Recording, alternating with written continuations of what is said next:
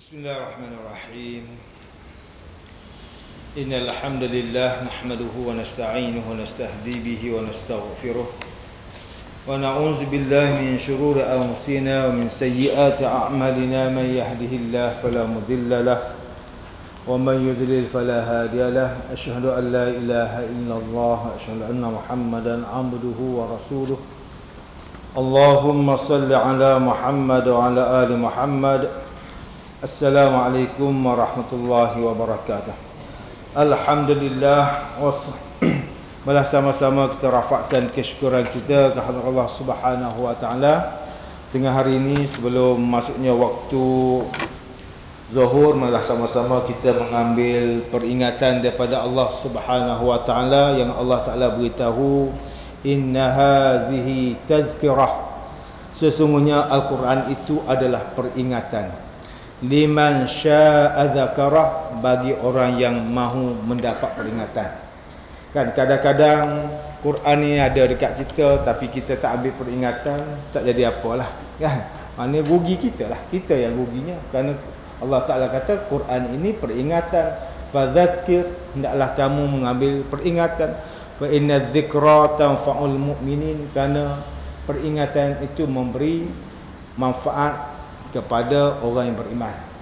Mudah-mudahan Allah Subhanahu Wa Taala bukakan pintu hati kita untuk kita mendengar tazkirah. Muslimin muslimat yang dirahmati Allah Subhanahu Wa Taala, tengah hari ini ustaz nak bincang tajuk menjemput rezeki ataupun pintu rezeki. Dan sebagaimana yang kita maklum, sebut pintu ni kan, sebut pintu macam rumah kita lah. Nak masuk rumah dia kena ada pintu baru boleh masuk rumah. Nak masuk pejabat pun dia kena ada pintu. Jadi rezeki ni pun juga dia ada pintu dia. Kalau tak masuk ikut pintu dia, tak boleh, tak dapat rezeki. Ataupun nak cuba masuk tapi pintu tu terkunci, tak boleh masuk juga kan. Jadi rezeki yang Allah Subhanahu Wa Taala bagi kepada kita ni sebenarnya dia mesti melalui pintu dia. Iaitu namanya sebagai pintu rezeki. Apabila kita sebut rezeki, katanya Syekh Imam Asy'arawi rahimahullah, seorang ulama Mesir kan, Imam Sy'arawi, dan dia pun tulis satu kitab tafsirnya, nama Tafsir Sy'arawi. Dan Tafsir Sy'arawi ni saya sempat berguru dengannya secara tak langsung lah, kerana semasa belajar di Universiti Al-Azhar dulu, dia ada halaqah tafsir dia setiap selepas Jumaat. Dan dia hanya pakai satu masalah kat tangan dia, semuanya dia syarah hurai. Masya-Allah, orang yang hebat, orang yang alim dalam bidang tafsir. Jadi dapatlah kita ambil manfaat daripada ilmunya.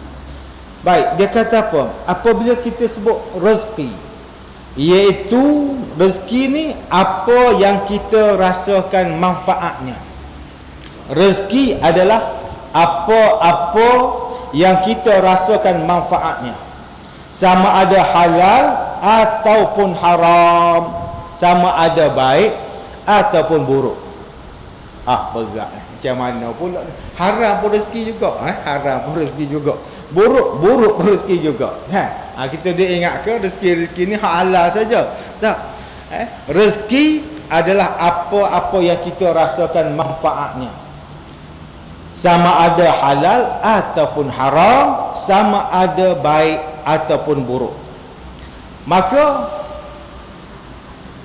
rezeki maksudnya apa? Apa sahaja yang kita rasakan manfaatnya, bermakna itulah rezeki kita. Dan segala sesuatu yang tidak dapat kita mengambil manfaat daripadanya, walaupun milik kita, bukanlah rezeki kita, tetapi rezeki orang lain. Itu namanya rezeki orang lain. Contohnya tuan-tuan muslimin muslimat yang dirahmati Allah Subhanahu Wa Taala, milik kita belum tentu rezeki kita. Milik kita ni belum tentu rezeki kita. Contoh paling mudah lah, kita duduk makan nasi lah kan.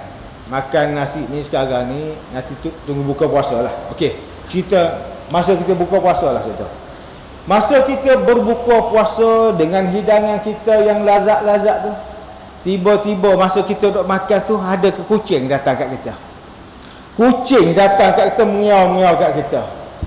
Kita pun bagilah lauk hak kita nak makan tu milik kita dah, tapi kita bagi kat kucing. Kenapa? Belum tentu lagi hak kita semua. Kan? Kena kongsi juga, kena share juga dengan apa ni? Dengan kucing tadi. Tu nak beritahu bahawa rezeki bukan milik kita semua. Sebenarnya rezeki ada kucing juga rezeki. Hak Allah Taala bagi kat kita. Kan? Macam kita lah. Kita dapat gaji 10,000, 20,000, 3,000, terpulanglah gaji kita. Gaji kita bukan sepenuhnya untuk kita tu. Gaji kita tu banyak lagi yang kita kena share kepada orang lain. Kita kena share kepada orang lain. Baik. Dalam rezeki yang halal ataupun yang haram, kan? Sama ada rezeki ni yang disebut sebagai apa yang kita rasakan manfaatnya, sama ada halal ataupun haram, sama ada baik ataupun buruk, nama dia juga adalah rezeki. Nama dia itu juga adalah rezeki. Contohnya tuan-tuan, contoh pada kita ialah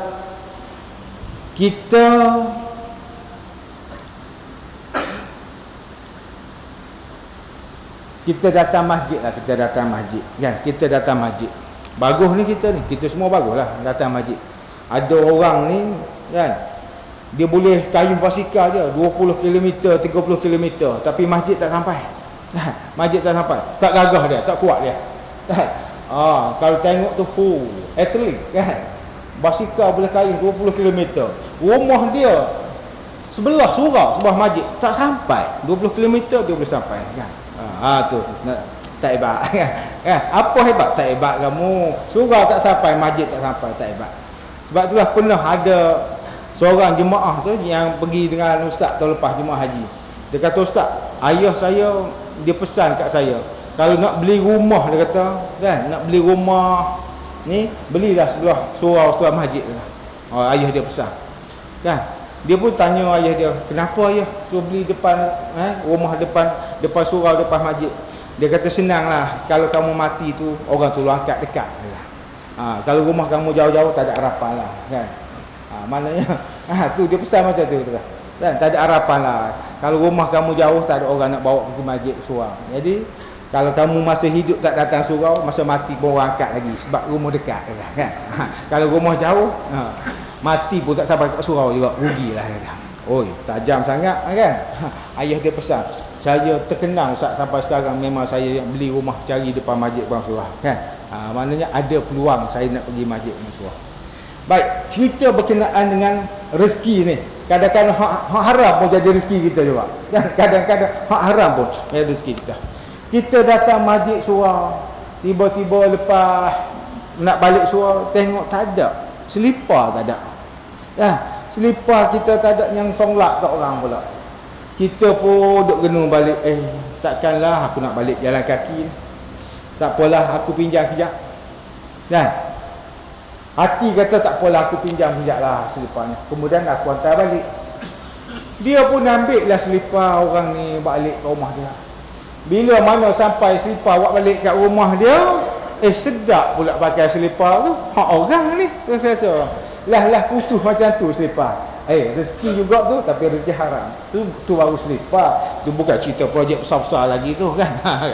Tu kan, kalau hak kecil pun tak faham, hak besar lagi lah tak faham kan. Baik, muslimin muslimat yang dirahmati Allah Subhanahu wa taala. Rezeki ni kan, rezeki ni Allah Subhanahu wa taala bagi kepada kita rezeki ni. Bukan kita kata bahawa rezeki hak datang kat kita ni secara kebetulan, tak. Ada orang duk faham rezeki ni kebetulan aja tu. Tak.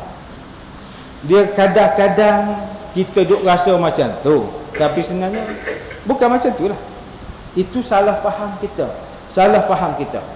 Contohnya, kita katakan bahawa ada satu jemputan jamuan kenduri dan kenduri kesyukuran contohnya. Maka pada hari yang dijanjikan tu kita tak dapat hadir. Memang nawaitu kita nak hadir. Tapi hari yang kita janji tu tak dapat hadir, ada urusan lain. Maka tak dapatlah merasa hari tu kan, jamuan hari tu kambing panggang. Oh tu dia, bukan main-main ke. Kambing panggang pula. Kambing bakar panggang lah. Orang duk cerita, oh sedapnya makan hari tu kambing panggang, meleleh hari tu kan. Kerana kita ni jenis orang pantang kan. Pantang jumpa kambing lah kan. Bukan patah makan, patah jumpa kambing. Jadi meleleh hari dulu kita. Naklah juga rasanya aku ni kambing ni kan. Jadi yang hari yang kita tu tak boleh pergi, tiba-tiba Masya Allah kan, rezeki ni dia lebih tahu alamat tuan dia. Maka yang kita tak sempat pergi ni, tuan rumah tu dia dah simpan kat kita. Dia tahu ustaz ni memang pantang, dia bagi juga, tengok kan? Kalau kita fikir dari segi dari sudut kita kata, oh ini tak ada rezeki dah. Tak, ada lagi. Masya-Allah. Kan? Ada lagi. Muslimin muslimat yang dirahmati Allah Subhanahu wa taala. Dalam rezeki ni tuan-tuan, kan? Dalam kita duk cari-cari rezeki ni, kalau kita tengok kan, rezeki ni dari segi mudahnya kita ada dua jenis manfaat. Ada dua jenis manfaat rezeki kita. Manfaat dari sudut material. Manfaat dari sudut material. Kita ada RM, ringgit Malaysia. Kan? Tengok RM. Ni tak syok ni. Okey, sambung dulu Pak ni. Kita sambung azan, lepas azan kita semayang, lepas semayang kita sambung balik. Tunggu, jangan ke mana-mana. Assalamualaikum warahmatullahi wabarakatuh.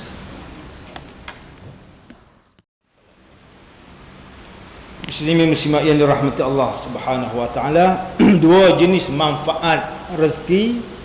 Yang pertamanya manfaat dari sudut material. Kita ada duit, kan? Kita ada rumah, kita ada harta, kan? Kemudian manfaat yang satu lagi yang bukan dalam bentuk material tapi dalam bentuk rohani, ilmu. Ni kita dapat ilmu. Ini rezeki Allah Subhanahu wa taala yang Allah Taala bagi pada kita. Dengan ilmu tu banyak lagi kita akan dapat rezeki. Bagaimana kaitan antara usaha dan rezeki? Kan? Ada orang kata dia kata apa? Dia kata benarlah rezeki itu daripada Tuhan, tetapi kita kena usaha. Ada pula orang kata apa pula? Satu lagi dia kata benarlah kita kena usaha, tetapi rezeki itu daripada Tuhan. Macam mana pula ustaz? Ni dua statement yang kita kena faham betul-betul. Dia kata apa? Benarlah rezeki itu daripada Tuhan, tetapi kita kena usaha. Yang kedua pula dia kata benarlah kita kena usaha, tetapi rezeki itu daripada Tuhan. Baik, statement yang pertama ni ramai orang yang berkeadaan macam ni. Statement yang pertama, artinya apabila ada dua pilihan, nak pilih yang mana ni? Nak pilih Allah Ta'ala dulu ke nak pilih urusan dunia dulu? Kalau orang yang berpegang pada statement yang pertama, dia akan selesai urusan dunia dulu, barulah dia akan serah diri dia pada Allah Ta'ala.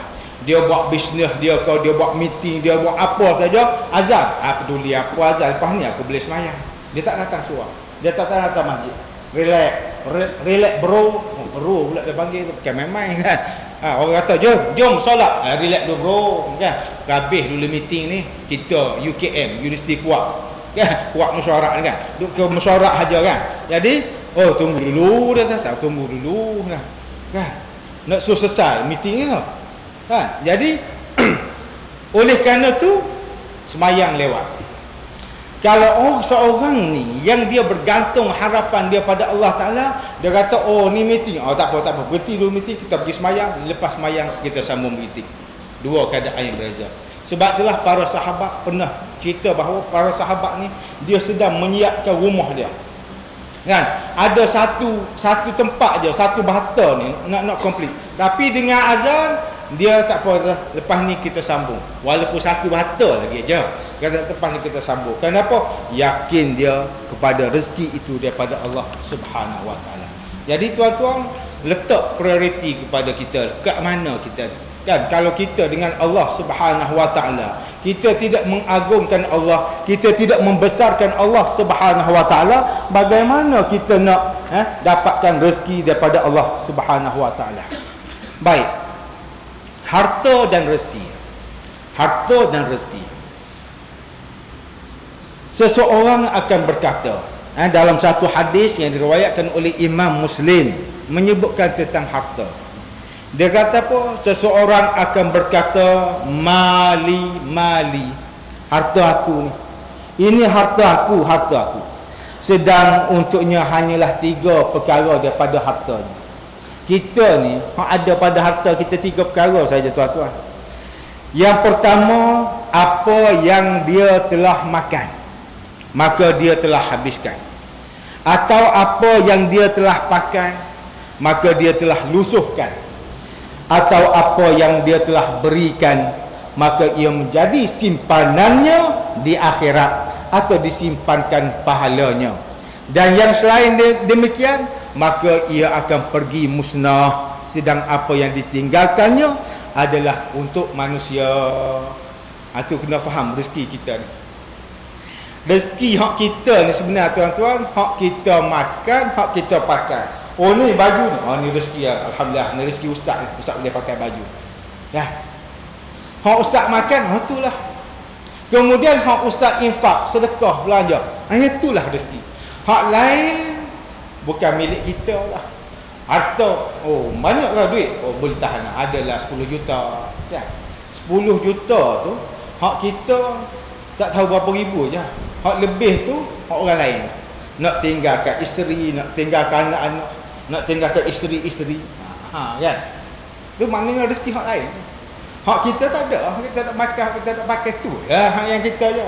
Ya. Hak lain tak ada. Walaupun dia milik kita, tetapi dia bukan rezeki kita. Rezeki bersama untuk orang lain, untuk anak-anak dan sebagainya. Yang rezeki hak sebenarnya kita infak pada jalan Allah Subhanahu Wa Taala. Maka oleh kerana itulah tuan-tuan muslimin muslimat yang dirahmati Allah Subhanahu Wa Taala, kita nak buka rezeki kita ni melalui banyak pintu. Di antara pintu yang kita boleh buka rezeki kita ni ialah pintu istighfar.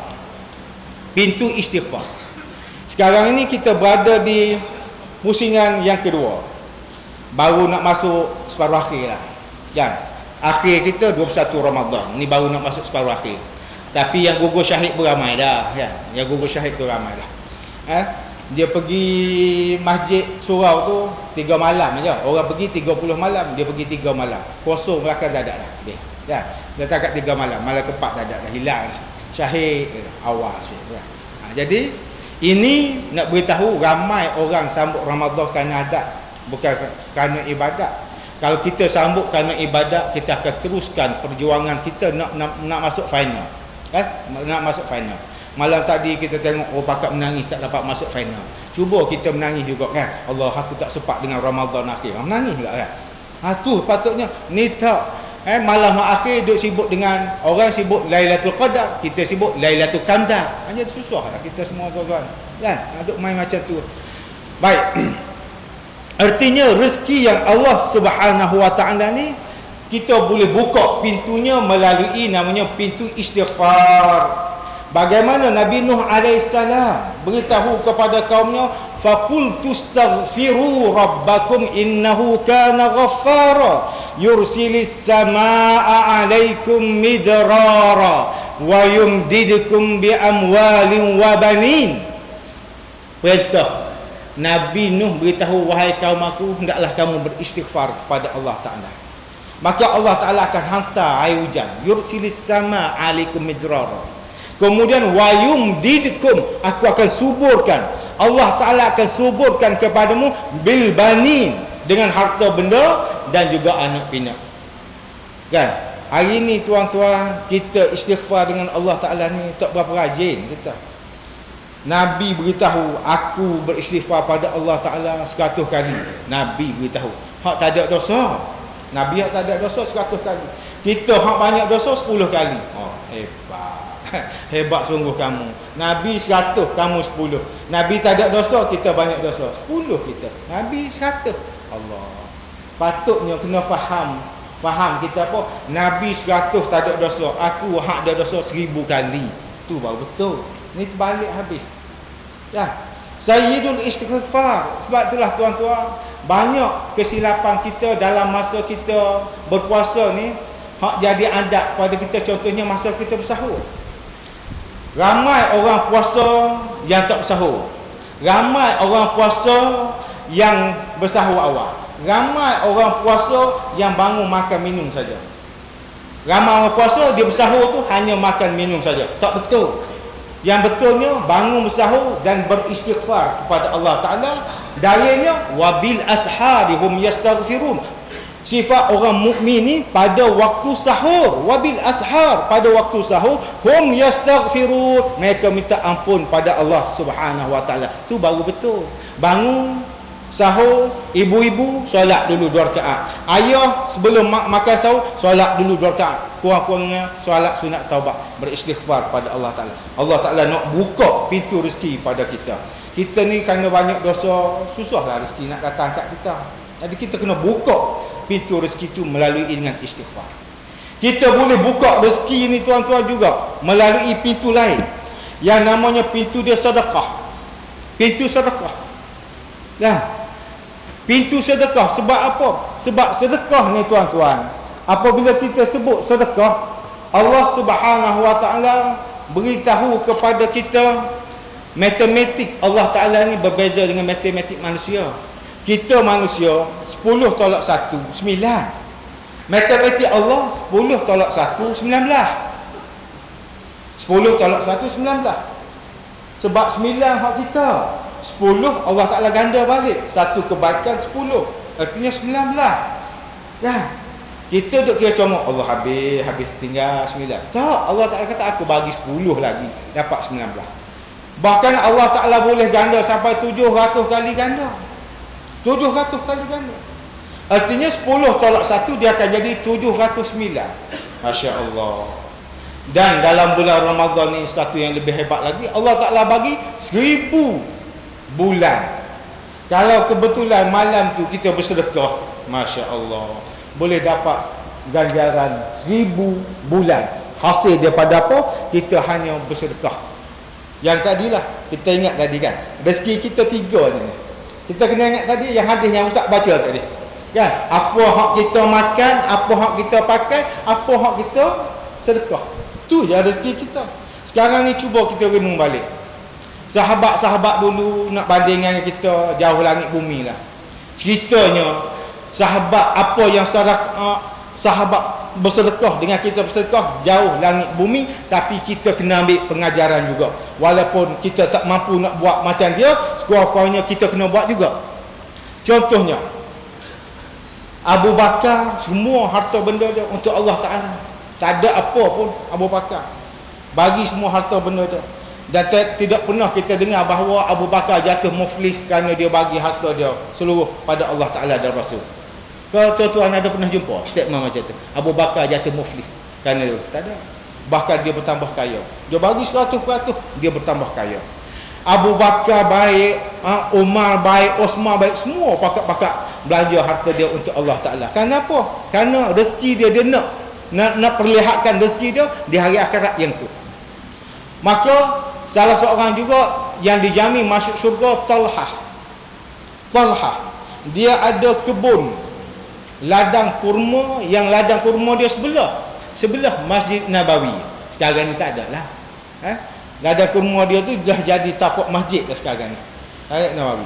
Tapi Talhah ni dia ada ladang kurma dia yang tiap-tiap hari Nabi nak masuk ke masjid singgah dulu di ladang kurma dia, minum, makan kurma dia. Kemudian Nabi Talhah kata apa pada Rasulullah, ya Rasulullah, aku baca Quran beritahu kepadaku lan tanalul birra hatta tunfiqu mimma tuhibbun. tidak akan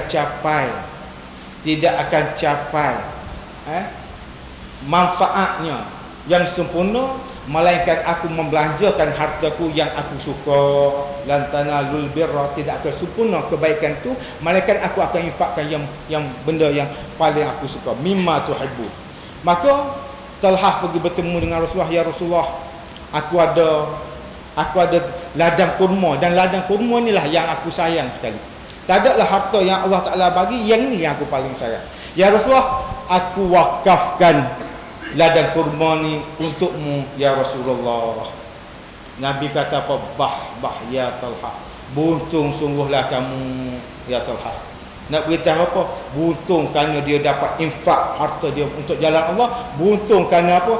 Dia dapat membersihkan jiwanya daripada sifat bakhil, kedekut, takajering, macam-macam hak nama. Kan?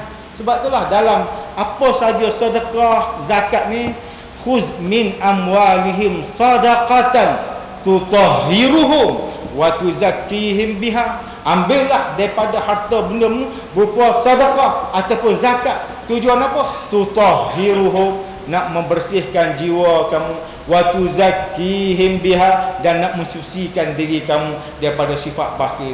Tak ada orang tak suka harta, kan? Tak ada orang tak suka harta. Semua orang suka harta. Kerana Quran beritahu, wa tuhibbunal mala hubban jamma. Semua kamu ni suka pada harta benda jamma, suka sangat-sangat. Ustaz suka tak? Oh, ustaz lagi suka. Ya.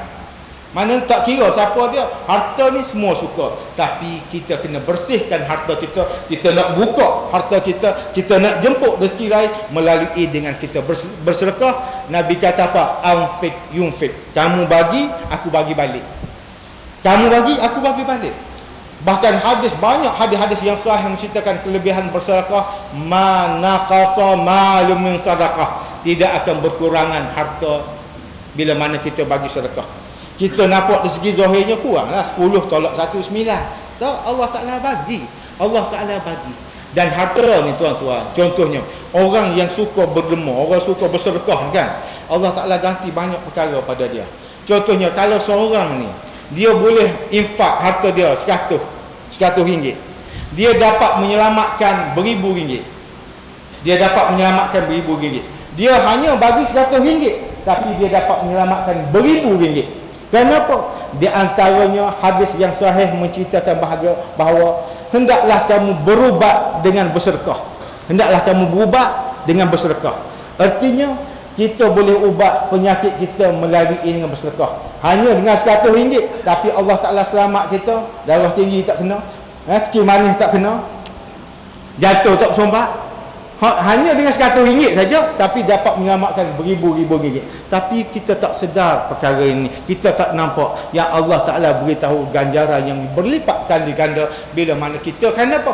Kerana orang yang bersedekah itu namanya orang ini sadaqah, daripada sadaqah, orang yang membenarkan janji-janji Allah Subhanahu Wa Ta'ala. Maka kita ni tuan-tuan yang duk cerita sahabat tadi kan, 100%, 50%, 70% harta daripada jalan Allah. Cuba kita renung diri kita.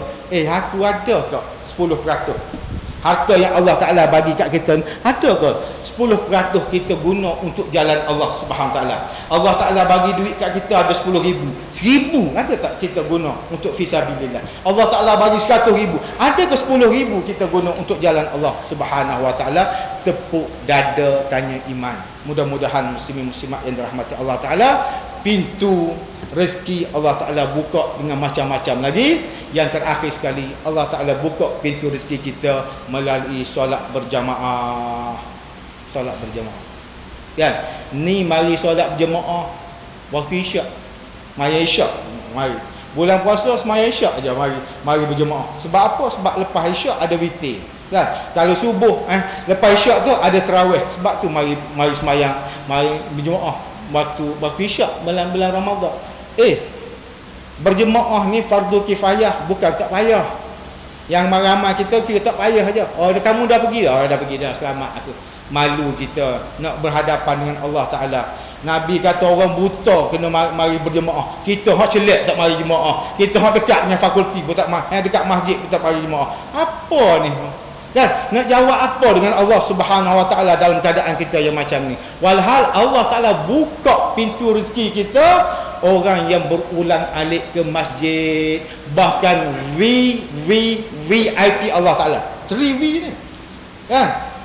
Golongan yang mendapatkan naungan arasy Allah Subhanahu Wa Taala ialah mereka yang rajulun qalbuhu ma'allakum bil masajid. Orang yang hatinya senantiasa berhubung kait dengan masjid. Artinya dia mengimarahkan masjid dengan solat berjemaah dan mengimarahkan dengan kuliah-kuliah agama. Mudah-mudahan yang Allah Ta'ala bagi rezeki kepada kita, mudah-mudahan kita manfaatkan rezeki kita. Dan akhir sekali tuan-tuan, masa kejeraan ini saya nak berkongsi tuan-tuan, nak jemput tuan-tuan untuk berkongsi rezeki hari ini. Ada pelajar yang di luar sana tu, daripada Mahad Tahfiz Darul Quran wal Qiraat, daripada luar sana tu, dia buat sekolah dan dia buat masjid. Masjid sedang bina masjid dan bina sekolah. Jadi tuan-tuan, dengan masjid dia bina masjid dan dia bagi berkongsi kita hari ni, nak beritahu gaji kita bukan untuk kita saja, nak bagi ke orang lain untuk dapatkan manfaat.